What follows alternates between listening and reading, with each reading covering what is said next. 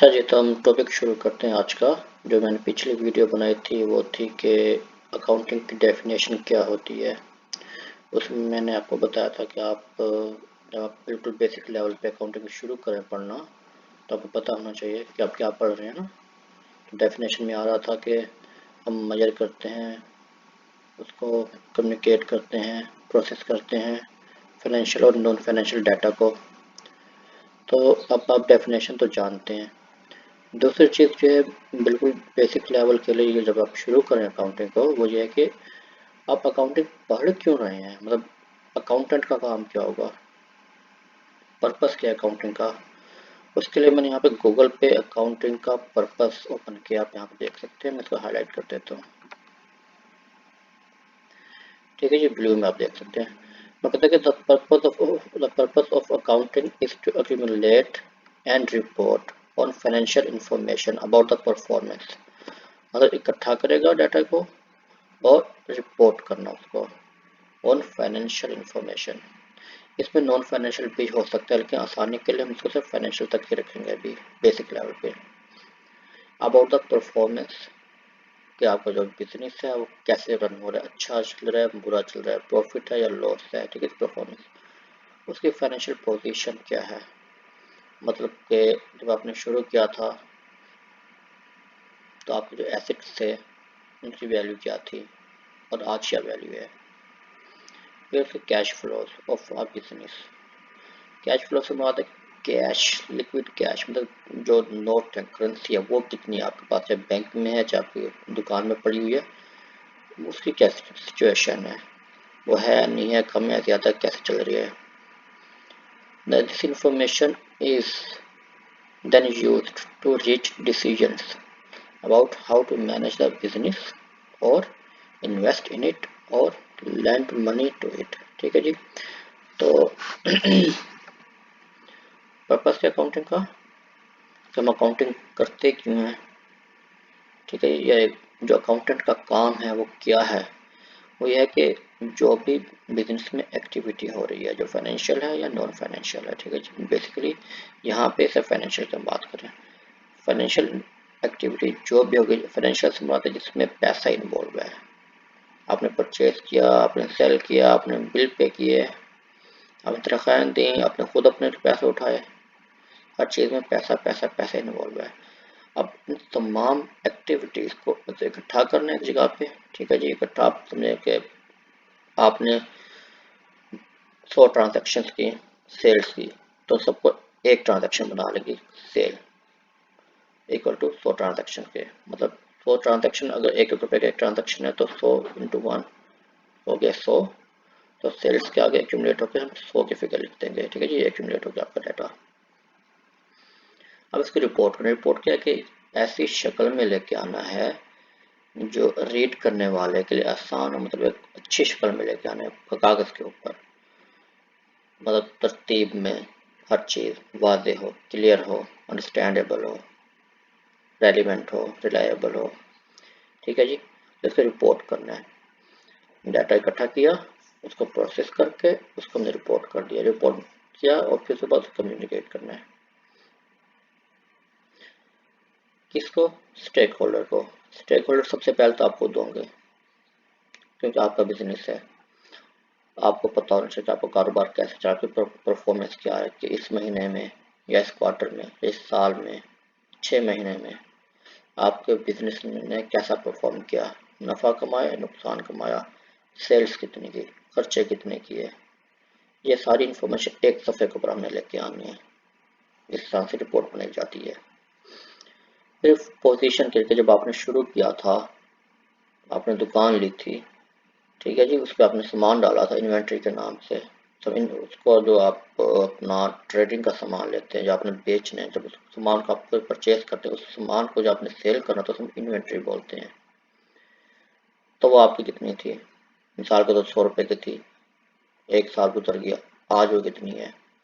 ये जो एसेट्स थे, मिसाल के तौर पर अगर आपने दुकान में कोई कंप्यूटर रखा हुआ है इस सूरत के मुताबिक, तो उस वक्त आपने एक लिया था, क्या आज आपके पास 2 हैं या उससे अच्छी क्वालिटी का है, तो आज आपकी फाइनेंशियल पोजीशन क्या है। कल तो जब आपने शुरू किया था आपकी पोजीशन थी 100 रुपये की, आपकी वर्थ थी आपके बिजनेस की, क्या वो 100 से 150 हो गई है या 100 से 80 पे आ गई है, या आपकी पोजीशन है फाइनेंशियल। ठीक है जी। तो अकाउंटिंग का मकसद ये है कि जितनी भी फाइनेंशियल ट्रांजैक्शंस हो रही हैं या फाइनेंशियल एक्टिविटीज हो रही हैं बिजनेस के अंदर, उन सबको इकट्ठा करें रेलिवेंट हेडिंग्स के अंदर और फिर इसको रिपोर्ट बनाए। ठीक है जी। और जब रिपोर्ट बन जाएगी, रिपोर्ट से हमारे एक अच्छी शक्ल में लेके आए जो अंडरस्टैंडेबल, जो रीड करने में आसानी है, जिसको पढ़ के आपको पता चल जाए हाँ भाई ये चीज़ ये है कि सेल्स ये है, परचेज ये है, एक्सपेंसेस ये हैं, सैलरीज ये हैं, प्रॉफिट ये है या लॉस ये है, टैक्स इतना पे किया है, etc। ठीक है जी। तो एक्यूमुलेट किया, रिपोर्ट किया, किस बारे में कि आपकी परफॉर्मेंस कैसी है बिजनेस में पूरे साल में या 6 महीने में या 3 महीने में, जो भी आप हिसाब लगा रहे हैं उसमें नफ़ा कमाया या नुकसान कमाया। पोजीशन क्या है, जब आपने बिजनेस शुरू किया था तो आपकी क्या पोजीशन थी, आपने लाख रुपये से शुरू किया था, आज 1 साल के बाद, 6 महीने के बाद, 3 महीने के बाद आपको क्या लगता है आपकी पोजीशन क्या है।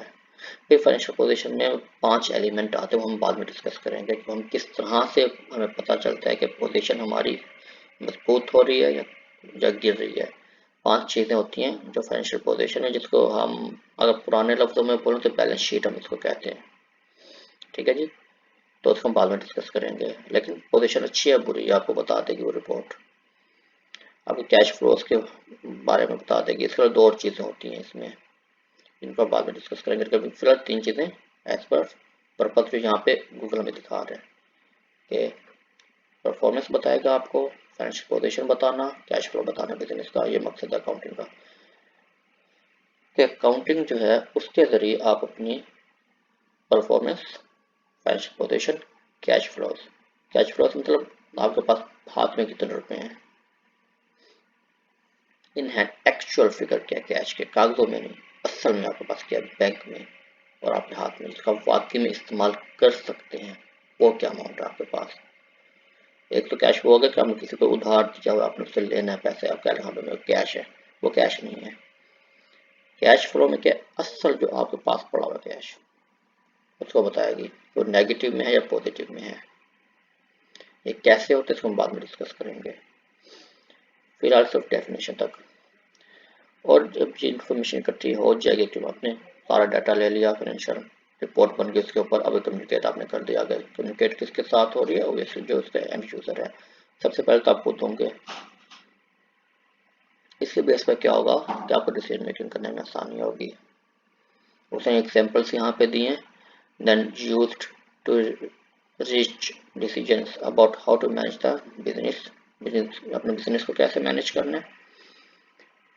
और इससे आपको पता चलेगा कि आपकी सेल्स गिर रही हैं तो आप सोचोगे अब कैसे बढ़ाया जाए, आप बिजनेस मैनेज कर रहे हो। अब खर्चे बढ़ रहे हैं तब सोचो उसको कैसे कम किया जाए खर्चों का, बिजनेस को मैनेज कर रहे हो। इन्वेस्ट इन इट, अगर आपको लगता है कि भाई मुझे कारोबार बढ़ रहा है तो मुझे इसमें पैसे चाहिए होंगे, ठीक है जी, आपको पता चलेगा। फिर अगर आपके पास बहुत पैसा आ गया तो इसको कर्जा भी दे सकते हैं, तो सारी डिसीजन मेकिंग आप इसमें करोगे।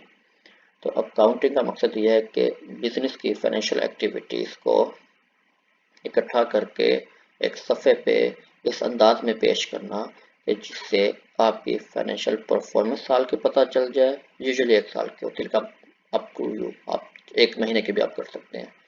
आपकी फाइनेंशियल परफॉर्मेंस पता चल जाए बिजनेस की, उसकी पोजीशन पता चल जाए, उसके कैश फ्लोज का पता चल जाए, और उसके बेस पे आप डिसीजन मेकिंग कर सकें कि जिस चीज़ में आप वीक हैं उसका मजबूत कर सकें, जिसमें हम मजबूत हैं तो उसे मज़ीद आप कैसे इम्प्रूव कर सकते हैं, खर्चे बढ़ रहे हैं तो कैसे कम कर सकते हैं, सेल्स की रेट कैसे बढ़ा सकते हैं, अब डिसीजन मेकिंग करेंगे। तो बेसिक मकसद क्या अकाउंटिंग का, सारा डाटा इकट्ठा करना है ताकि आप डिसीजन मेकिंग कर सकें। अकाउंटिंग का मकसद आप ये आपके लिए ये है कि आप अपने लिए आसानी पैदा करते हैं डिसीजन मेकिंग के, क्योंकि एट द एंड आपको डिसीजन मेकिंग करने हैं। तो अकाउंटिंग क्या है, एक ऐसा प्रोसेस है, एक ऐसी चीज़ है जो आपके डाटा को इकट्ठा करती है, जिसके बेस पे आप राइट डिसीजन मेकिंग कर सकते हैं। तो अकाउंटिंग आपको हेल्प करती है डिसीजन मेकिंग करने में, फैसले लेने में, कि आपने क्या फैसला लेना है, किस तरह से चलाना है बिजनेस को, किस तरह से नहीं चलाना है बिजनेस को।